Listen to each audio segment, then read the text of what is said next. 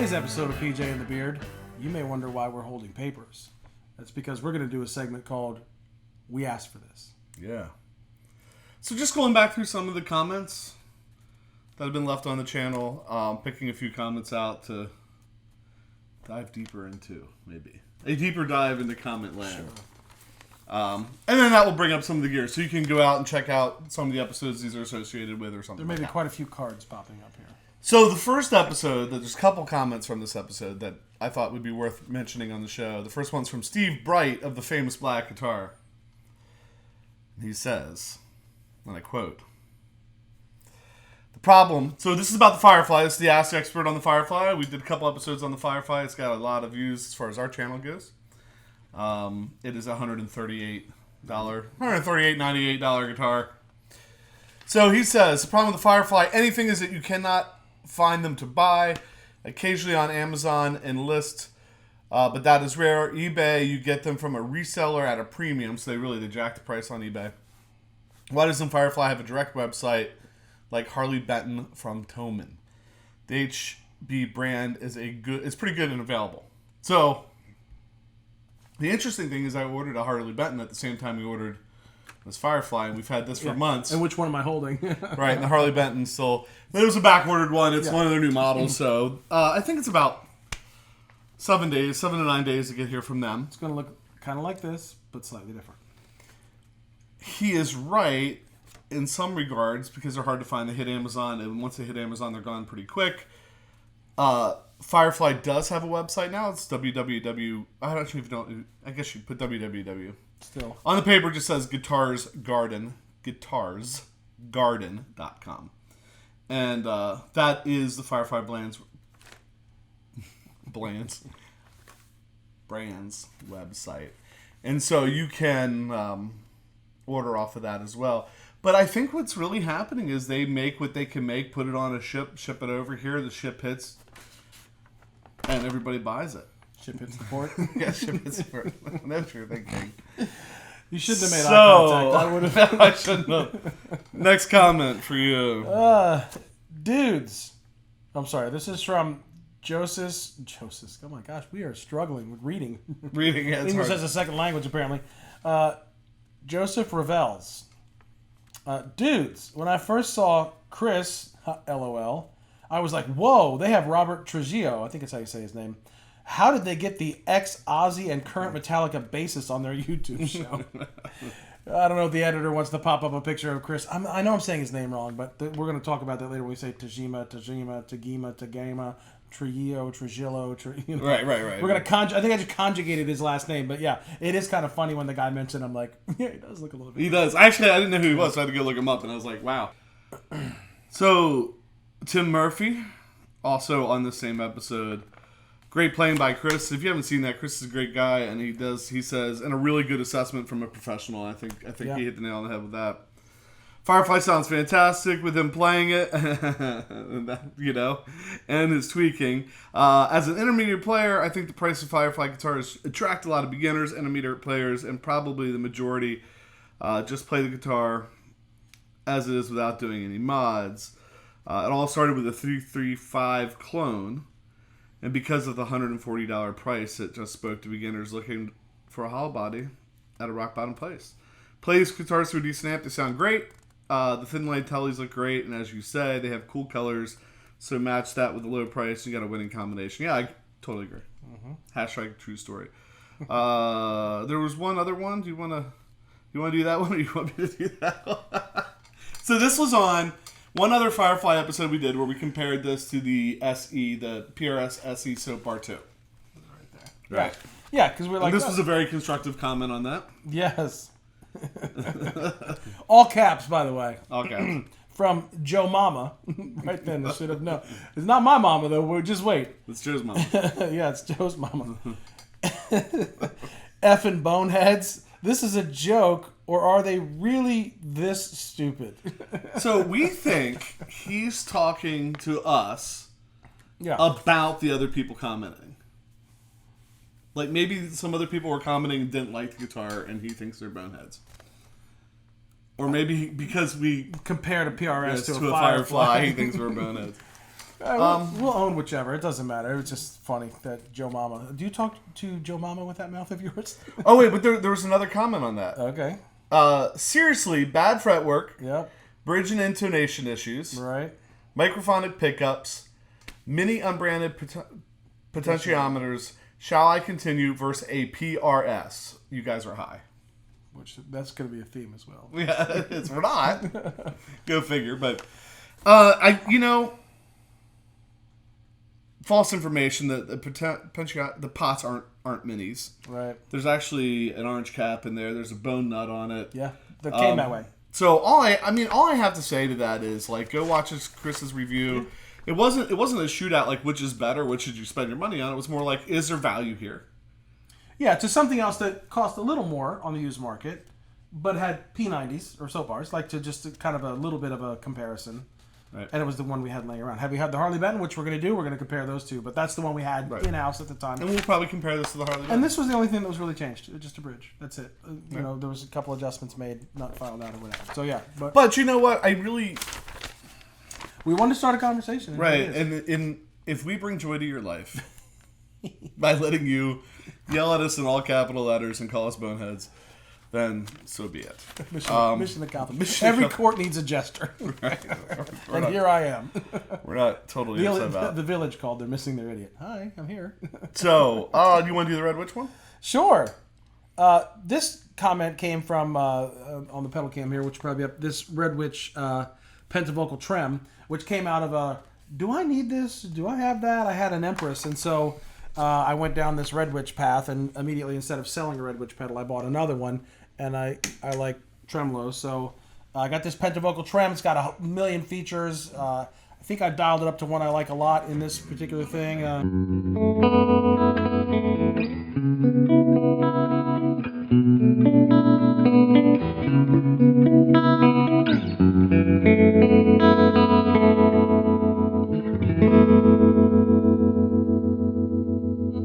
So really love the pedal, and the comment was, Cusack Mujic, Tap a Whirl was the first tap tempo tremolo, followed by Diamond. And the reason for that comment was, you know, we talked about these Red Witch. Some of them are more than a decade old, pretending, and that was before Tap Tempo, or who did the first one on tremolo. And I think we were like, we don't know, was it Keeley, was it somebody? Right. That was the nature of that comment, but it was about that pedal, like that pedal. So informative. Yes. And that was from Elephant Tusks. Sorry, I'm not doing very good at this. Well, and I missed our seriously bad fretwork guy was Schneifert, 1968. Mm-hmm. So he's a year younger than me, assuming. Behringer? Yeah. Prop. Here comes the prop. So we did this very inexpensive Behringer tube modular pedal because my wife had just had surgery and we wanted to keep it down, and we had this just sitting around, so we did it. What else could you buy that could compete with that Behringer TM300 for $25 new? All right, guys. Thanks, guys, for making the video. I think I'll pick one up. It won't be the worst $25 I've ever spent, and I would agree with that. It won't be the worst $25 you've ever spent. It won't be the best either. Yeah, but it's pretty. It's got a lot of features, and there was parts of it we didn't like, and parts of it that we did like. And he says that he's going to use it to record some blistering metal tracks. He mentions his Boss EQ pedal and something else. And so he's in a hotel room. Sounds like maybe he works, travels. Yeah. So take that, plug it into your laptop, and play the night away. Yeah. So, again, you're probably going to see the cards for all these episodes. It's probably my turn, right? And that was Jason Howdy Schnell. Howdy Schnell? I guess. It's easy for you to say. Yeah, that's not. Oh, and a follow-up comment to that, because Alex Scott, if you could care less, how much do you care? Yeah, we said we don't care about it. You're like, I don't care if it was $25, I don't care if it was $50, I don't care if it was $100, right. We could care less. That's almost like how much wood would have chucked up. Right, we're just not modeler people. No. From a friend of the show, Joe Harvey, 84, on the Pickle Vibe episode. Well done. More metal. And I only included that just because I had to get it in there for Joe. Joe is our metal friend, who we have not delivered any metal for him yet, but I keep teasing him with, there's a guy I know that is unbelievable. So we just keep kicking that can down the road. But it's great that's part of the thing too, right? About conversation. We got a guy who completely different style than us, but yet tunes into the live chats and is enjoying the conversation and adding to it. All right. So now the vintage modern. Maybe you'll hold it up while I read because I can't do more than half a thing at once. Vintage modern pedal. Which it's a nice pedal. I gotta find my spot. Oh my goodness gracious, what is wrong with me? Oh, that PRS sustains for days. Great video, guys. Nice pedal, and yes, you can never have too much gear. If you hung around our tagline, it's no matter what you hear, you never have too much gear. Right. You were probably playing your McCarty, right? And I think you were drinking your coffee while the sustain was still going in that pedal. Great pedal by Lovepedal, vintage modern, kind of self-explanatory. And that was Craig. I say again, I failed. Tullius. Yes. Was he the bass player for Metallica? The Rotary Reverb episode. Oh.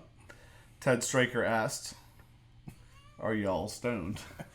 A common theme. I don't know, man. We're like, is it Low Energy Monday? Like, is it what we're saying about the pedals, brah? I don't know. Is it the Cheetos? We are tired sometimes when we do these. Yeah, I actually went back and watched that one, and we were kind of like, Shocking. No, this isn't our full time job. Right.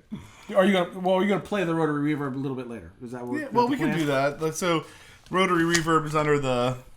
Well, so let's do this. Okay, under the pedal cam, but maybe we do this real quick. I've already jumped in and changed the plan. Okay, so yeah. In this, we didn't cut the comments out in a way that made sense, but we were trying to keep them consistent. All right. He did pick up the Tagima. We'll get to that in a minute. It's kind of like in A Few Good Men. We'll get to the Airman in a minute. So the Rotary Reverb, are y'all stoned? And then this other one that's on the pedal board, the Foxgear Echoes, which he can play together, because he's talented like that. I love that Supro guitar, which is back there. I like how you dial in the sound that works for you. This is much more helpful to learn ways to use the pedal than just hear how it sounds with everything. On the 12-minute mark, that was a really nice delay, and that was from a really good friend of the show, Brian Landa. So we talked about the Rotary Reverb, about being stoned, Foxgear, and then we'll segue to the Tagima. You want to do that first? What, do you want to play that first? Or you want to read all the Well, I mean, here, let's do the pedal. So Foxgear on, and it's not a big demo, but just so you can hear. It's set up as a light delay probably, so it has that. Just a couple.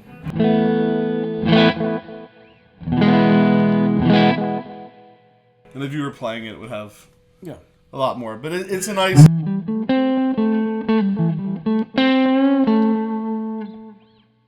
It's nice. And then the Rotary Reverb has a chorus, a vibrato, and a rotary setting. And because we're kind of gearing up for the Rotary, we've been thinking a lot about Rotary stuff lately. So I have it on the Rotary right now, so just a little.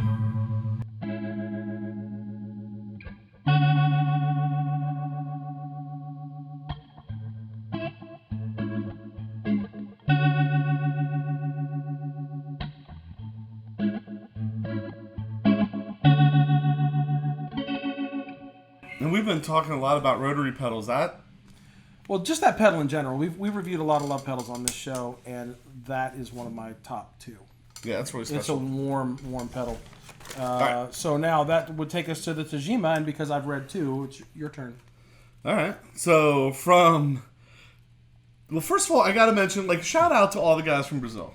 Yes. Because there's a lot of guys in Brazil. This is a Brazilian company, and half the comments on this video, and this guitar probably has had more views than any video that we've done.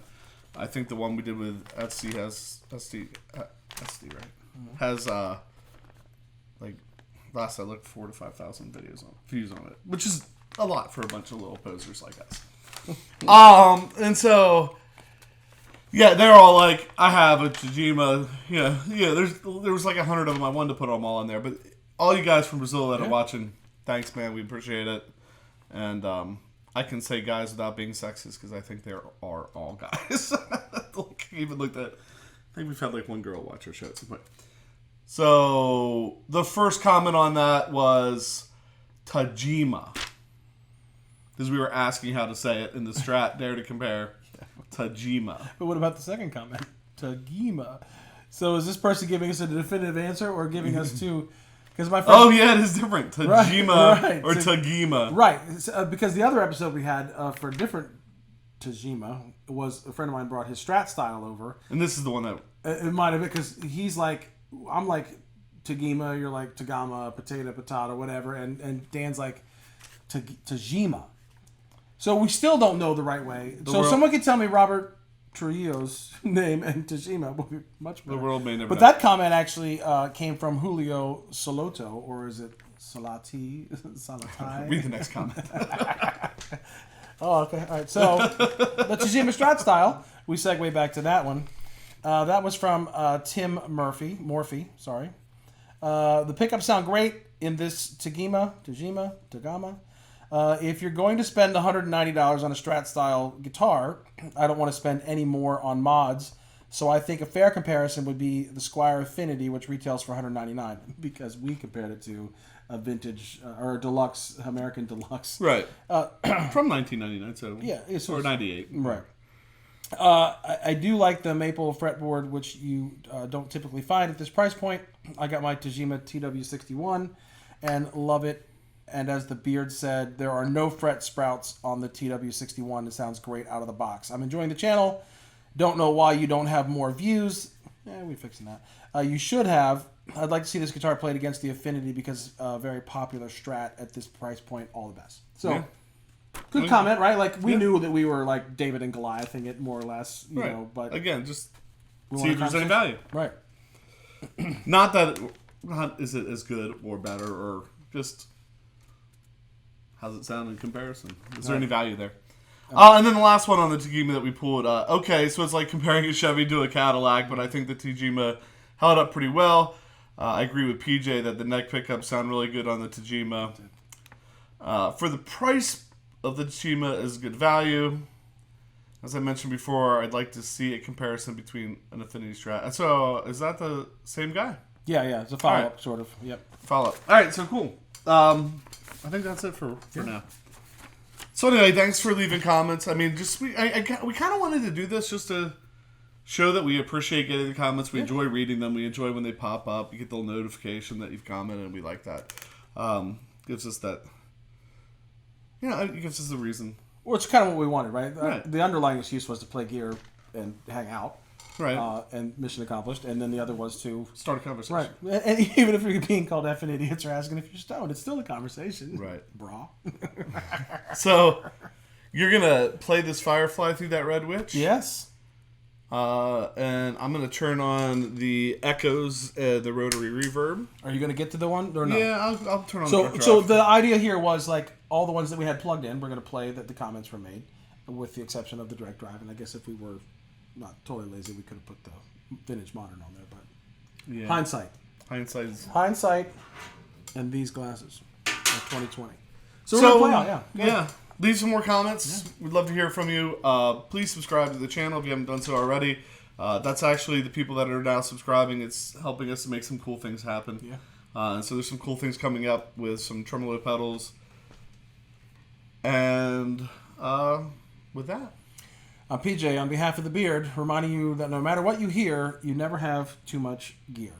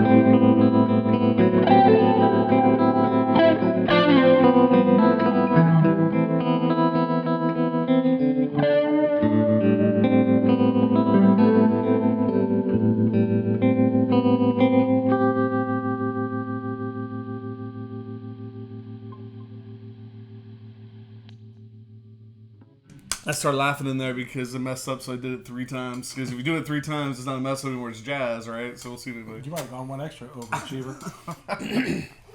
There you have it. You play it. Whoop, there it is. Play it twice, it's jazz. Mm-hmm.